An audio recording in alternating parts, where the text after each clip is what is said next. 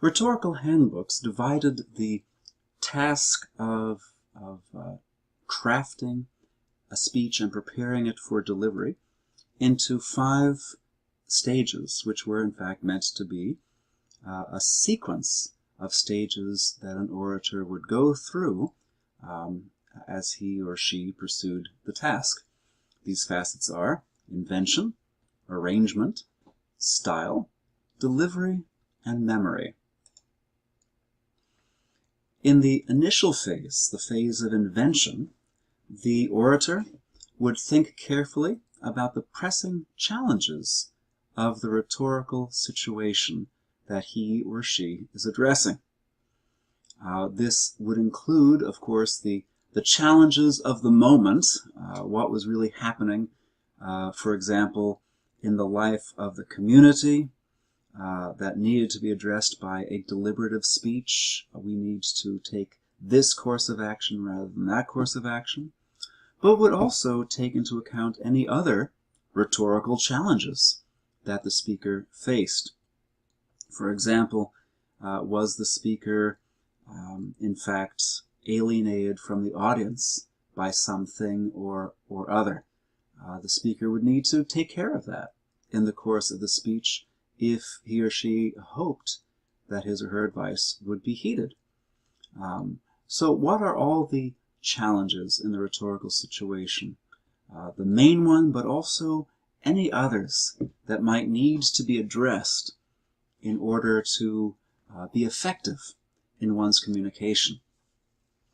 And with this in mind, the orator would then think very carefully about all the available resources at his or her disposal to meet all of these various challenges. What kinds of evidence in the case of a judicial speech? What kinds of data in the case of perhaps a judicial speech might be available? And the orator would think about this primarily in terms of 3 categories. These would be appeals to ethos, to pathos, and to logos.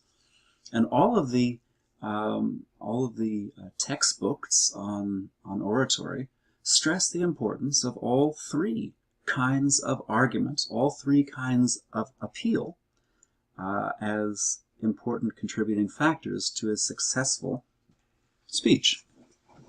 Appeals to ethos had to do with the credibility of the speaker. How can I, in this situation, convince the hearers to trust me, to heed my advice, to regard my advice as expert and authoritative, to regard me as a person of moral virtue who has their best interests at heart and will not lead them astray? The other side of appeals to ethos would have to do with the other voices that are seeking to persuade. How can I undermine the credibility of those who are trying to promote a different course of action? How can I suggest plausibly that they do not have the audience's best interests at heart, or they don't have the necessary authority or expertise to address the things they are presuming to address? So appeals to ethos all have to do with building up and tearing down credibility and gaining an attentive hearing or denying one's opponents an attentive hearing. According to Aristotle, this was the fundamental kind of proof or appeal, because without this, a speaker would get nowhere. The second kind of appeal, the appeal to pathos, is built on the premise that people make different decisions based on how they feel at a given time. Therefore, the strategic orator knew how to put his or her audience in the right frame of mind to take the action that the orator desired them to take. Thus, to return to the law court, the prosecutor would very much want to arouse feelings of indignation or hostility against the defendant and against the defense attorney. whereas the defense attorney would seek very much to arouse feelings of pity, or perhaps favor or friendship for the accused, because what the jurors would feel could dramatically affect the decision they handed down. Similarly, in deliberative causes, deliberative speeches, one might employ fear, try to make the hearers deeply afraid of the consequences of taking a particular action, or afraid not to take a particular course of action.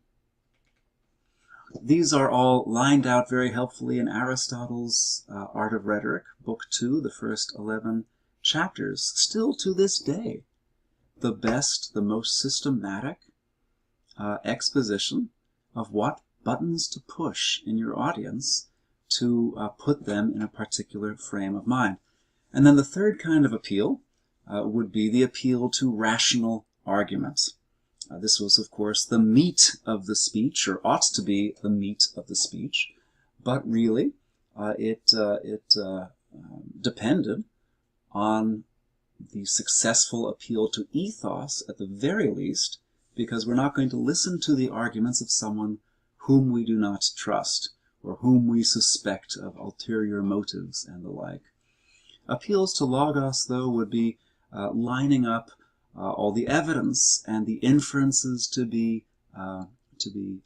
based on that evidence, or all the considerations in a deliberative cause. What arguments can I put forward that will help steer the hearers to think with me that the course of action I recommend is indeed the best? Now, once the orator had completed this phase of investigation, you might think of it as the note card phase of creating a speech, although that's horribly anachronistic. The potsherd phase, perhaps, as the orator is writing down all the pieces that he could use or she could use. Then the orator will go through a process of selection, using those that are most advantageous, strongest, and if he's going to or she's going to use weaker ones, thinking about how to bring those in, and then think about how to present this material in a way that will achieve maximum persuasive effect. Now, it often happened that judicial and deliberative speeches followed a common form. It also, incidentally, happens that funeral orations often followed a common form, and these are prescribed in the rhetorical handbooks. For example, in a judicial case, a speech would begin with an exordium, an introduction, some of the main features of which, or goals of which, would be to deal with questions of ethos. It is in the opening of a speech, after all, that a speaker must win over his or her audience. It would also give some foretaste of what the speech would hope to accomplish, and perhaps how it would set about accomplishing it. The narration is particularly important in judicial cases because an attorney, in effect, would use this as an opportunity to tie together all the known evidence, all the known facts of the case, and spin out a narrative that put his client in the best possible light, if he was speaking in defense, or would put the accused in the worst possible light, if he were the prosecutor. So the narration is an opportunity to tell the facts of the case in the most slanted way possible, prejudicial in favor of one's own desires, whether a verdict of guilty or a verdict of innocent. This would tend to lead to a proposition. In a judicial case, it's pretty clear. The accused is guilty of this, as I shall prove in the following way, or innocent of this, as I will demonstrate in the following way.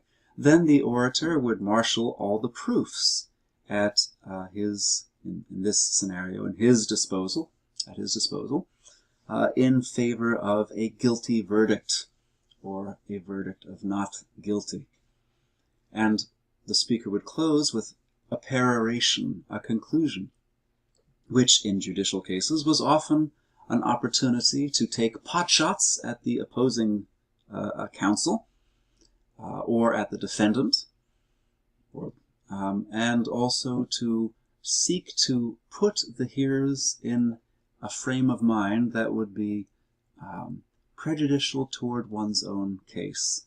So one often finds appeals to the emotions, while, yes, drawn on throughout the speech, especially heavily drawn upon in a peroration.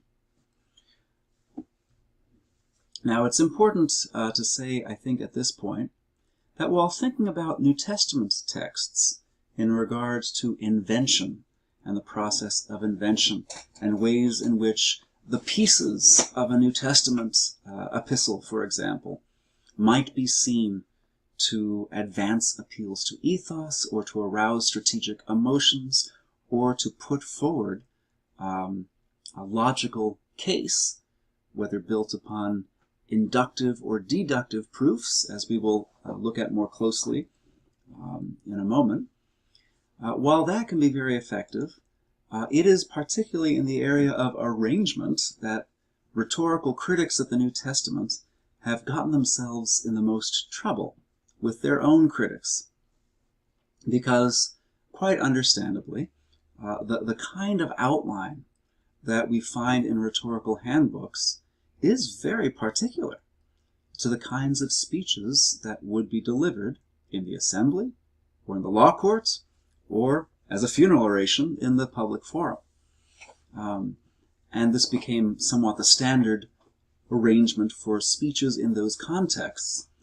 And while this general outline can inform us about thinking about the rhetorical goals of different parts of a speech, thinking about how a New Testament epistle is arranged, it is probably, in fact it has been demonstrated to be, a great mistake to take 2 Corinthians, for example, and divide it into 5 parts this way, talking about exordium, narration, etc. Galatians really does come close to this arrangement, but even so, it is not helpful to insist upon finding the pieces in this order, all performing the expected functions, even in Galatians, where one could argue that the proposition doesn't really appear until chapter 5, verse 1. This is what Paul is driving at. Christ set you free for freedom. Stand fast, therefore, and don't submit to a yoke of slavery. Don't take on circumcision like these rival teachers are urging you. Certainly with a text like Hebrews, you are not going to find an easy division into 5 parts, and it is probably wrong-headed even to be looking for such a thing. But it is helpful to think about how the text is arranged and to think about that arrangement as strategic in some way on the author's part, even if it departs significantly from the particular outline that we have here. The third area of attention that an orator would give to the emerging speech is style. After he or she has basically gotten his or her ducks in a row with arrangement, he or she would give attention to how to decorate the speech, how to deliver it, I should say, how to pick the right style for what he or she was seeking to achieve. So, is a speech more appropriately delivered in a grand style, a highly ornate style, with sonorous periods, with beautiful, long, well-crafted sentences, or in a plain style, talking very much more like one would in the marketplace, matter of fact, down to earth? What will most help persuasion in a given occasion. And speakers often vary their style throughout the course of a speech because different styles are conducive to different effects. For example, the opening of Hebrews is far grander than many parts in the middle of Hebrews. That is probably because a grand opening is being sought to achieve a particular effect on the hearers, like, hey, we are listening to the words of a gifted preacher, a fine homiletician, and this is exciting because we hear so many bad sermons.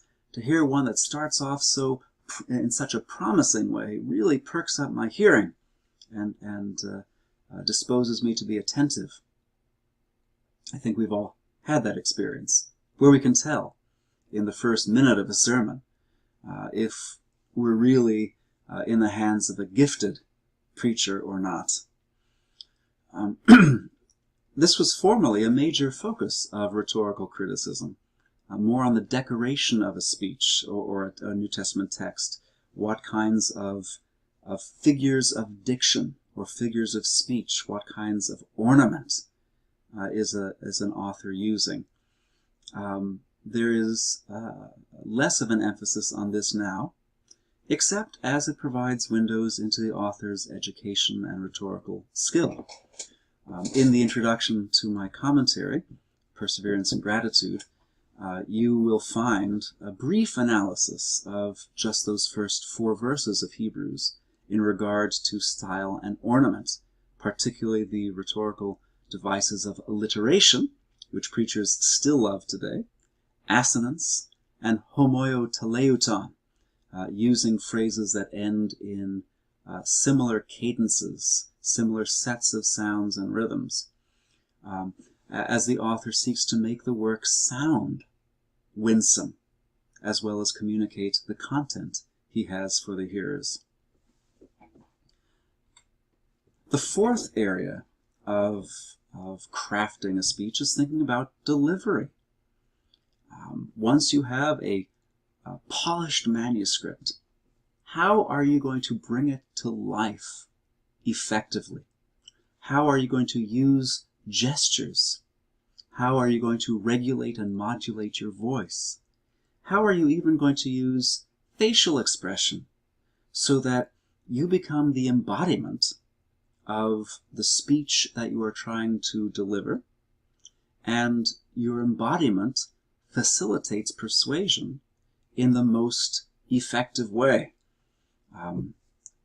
We hear popularly how body language is just as important as the spoken word in communication. We even have specialists studying body language for consonance with what is being said. So delivery, this idea of how am I going to use every part, every facet of my physical being to bring this speech to life, is an important part of bringing a speech from the printed page, as it were, to the forum, to the courtroom, to the assembly. In our areas of interest, delivery is largely unrecoverable. We simply have no idea how Paul's emissaries read the letters that Paul gave to the churches. We have no idea how the person who received the sermon to the Hebrews and read it in the congregation or in the congregations to which it was sent used his or her voice, facial expressions, or gestures. So unfortunately, this is pretty much beyond our purview. It is interesting to notice, however, that Paul and his rivals have some very different approaches to delivery. This especially comes through in the Corinthian correspondence, where Paul's rivals clearly try to make the best presentation possible and try to be as impressive in their delivery as possible, whereas Paul himself seeks rather to let the Holy Spirit speak through what he has to say, and trust that persuasion is going to happen not on the basis of how well he has delivered, but how well God carries the truth of what he says to the hearts of the hearers. The fifth area of attention has to do with memorization. This is very different from extemporaneous preaching, preaching without notes or what have you. Orators gave a great deal of time and attention to memorizing perfectly their perfectly crafted speeches. And you could still read some of the tricks of the trade that they used and taught in some of these rhetorical handbooks. This, of course, is probably not an issue in the delivery of New Testament texts at all. There is no evidence that Paul's letters were memorized by the person delivering them. And in fact, there is negative evidence in the opening of Revelation, where the presumption is the text that has been received from John is going to be opened up and read out loud off the page to the people who hear. In our next segment, we'll take a closer look at invention in terms of ethos, pathos, and logos, and how this framework might help us think about the different aims of various portions of the letter to the Hebrews.